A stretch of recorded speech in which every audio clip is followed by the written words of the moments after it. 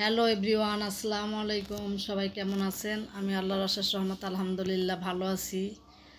প্রতিদিনকার মতো নিয়ে আসলাম নতুন একটি ভিডিও। এখানে আমি কিছু পুঁই শাক নিছি। পুঁই শাকটা কাইটা ভালো করে ধুয়ে পরিষ্কার করে নিছি। আর দিয়ে দিলাম কিছু কাঁচামরিচ, পেঁয়াজ আর হলো রসুন। আমি রসুনটা একটু কুচি কুচি করে কাইটা নিছি। দুপুরবেলা মানে গ্যাসের জন্য না দেখা যায় শাকটা খাওয়া হয় না। আর দুপুরবেলায় কিন্তু শাক খেতে ভালো লাগে, রাত্রে কিন্তু শাকটা খাওয়া উচিত না।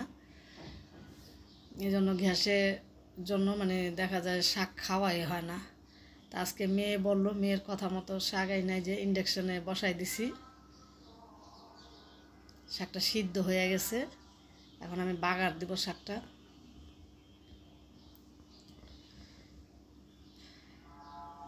এখানে একটু তেল দিয়ে আর দুইটা শুকনো মরিচ একটু চিরা দিছি, কারণ চিরা দিলে ওই যে বিচিগুলো বের হয় না, ওটা খেতে কিন্তু ভাল লাগে শাকের সাথে। আমি মরিচটা একটু লাল করে ভাইজা শাকটা দিয়ে দিব।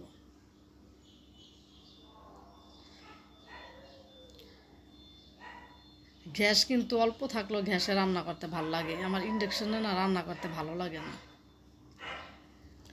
মরিচটা ভাজা ভাজা হয়ে যাওয়ার পরে যে শাকটা ঢাইলা দিছি, আর শাকটা একটু ভিজা ভিজা রাখছি। আমি আবার শাকটা সবসময় একটু ভিজা ভিজা রাখারই চেষ্টা করি, কারণ বেশি শুকাই না, একটু ভিজা ভিজা থাকলে খেতে ভালো লাগে।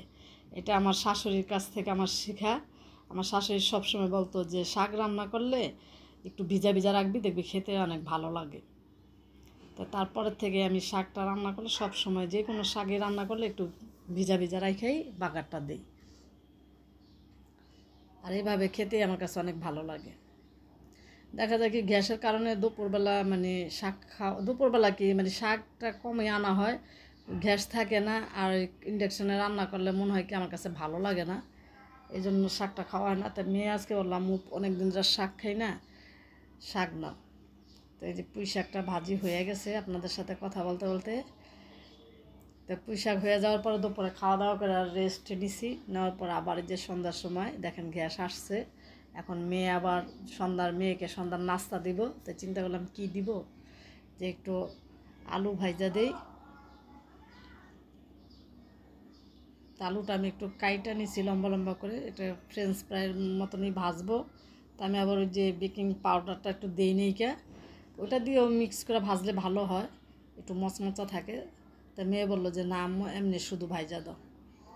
তা আলুটা একটু হালকা ভাপ দিয়ে, এখানে তেল গরম হয়েছে পর আলুটা দিয়ে দিছি। দুপুরে খাওয়া দাওয়ার পর আবার টেনশন থাকে বিকালে কি নাস্তা দিব।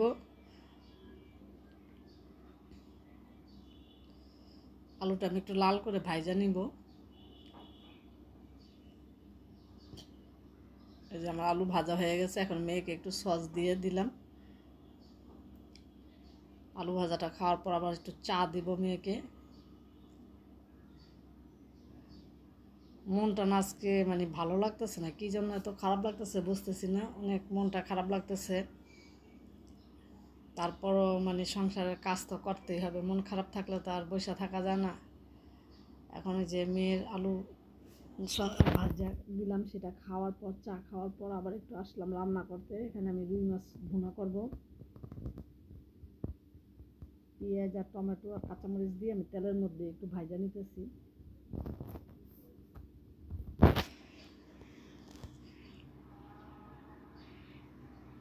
মাছটা আমি আগেই ভাজা রাখছি।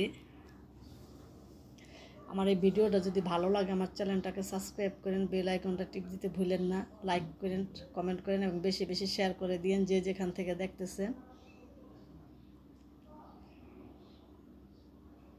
একটা টমেটো ছিল তো মানে একটাই দিয়ে দিলাম, যেহেতু মাছের পরিমাণও কম এই জন্য ওই একটা টমেটোই পেঁয়াজের সাথে মানে দিয়ে ভাজা ভাজা করে নিব। সব কাটা কুটা থাকলে না রান্না করতে দাঁড়ায় আমার ভালোই লাগে। আর রান্নাটা হলো মানে একটা আর্টের মতো, যদি আপনি যত মন দিয়ে মানে রান্না করবেন তত কিন্তু রান্নাটা ভালো হবে।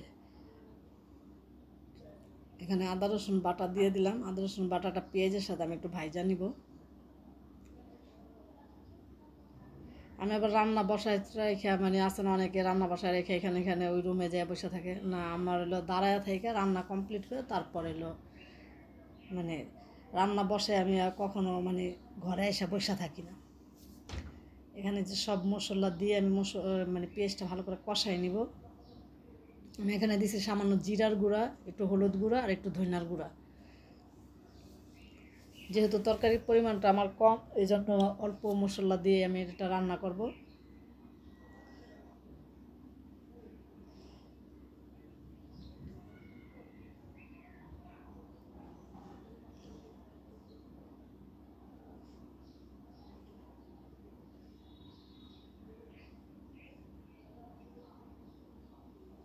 পেঁয়াজটা আমার ভালো করে কষানোর পরে মানে যে তেলটা বের হয়ে গেছে, তেলটা বের হয়ে যাওয়ার পরে আমি এখানে একটু মাছটা দিয়ে অল্প একটু পানি দিয়ে দিয়েছিলাম, সেটার আপনাদের সাথে শেয়ার করি নি। ধনিয়া পাতা থাকলে দিলে ভালো হতো, কিন্তু আমার ঘরে ধনিয়া পাতা নাই।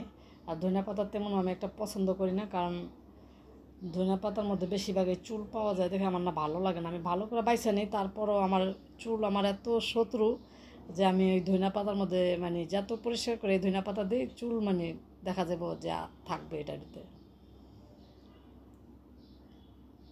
এগুলো গতকালকে রাত্রের ভিডিও ছিল। তো দুপুরবেলা আবার এই যে মেয়ে আর আমি খাবার আবার কিনে আনছি। মেয়ে বললো যে আম্মু আজকে একটু বাইরের খাবার খাবো। আমি আচ্ছা ঠিক আছে। তাই মেয়ে আনছে বিফ বিরিয়ানি, আর আমার জন্য আনছে মোরগ পোলাও। আমার আবার বিফটা ভালো লাগে না, তাই মেয়ে বলতেছে যে আম্মু আমি বিফটা আনি, তুমি মোরগ পোলাও খাও। তো এখানে এই যে মা মেয়ে খেতে বসবো।